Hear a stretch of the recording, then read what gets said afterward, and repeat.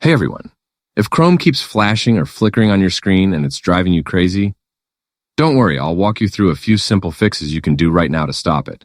First, open the Chrome app and tap the three dots in the top right corner. From here, go ahead and open Settings. Once you're inside, you'll see a search bar at the very top. Tap it and type acceleration.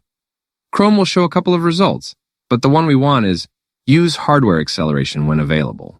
If this switch is turned on, go ahead and turn it off. Disabling it helps Chrome stop using the feature that often causes flickering or glitching. Next, we're going to use a more advanced setting. Tap your address bar and type Chrome flags. This opens Chrome's experimental features page. At the top, use the search bar again and type graphics. One of the options that appears should be choose Angle Graphics Backend. Tap it and make sure it's set to OpenGL or D3D11. Both of these usually work much better and reduce screen glitches. Once you change it, Chrome will ask you to relaunch, so go ahead and restart the browser. While you're still on the flags page, there's one more thing worth checking. Search for smooth scrolling. If it shows as enabled, switch it to disabled.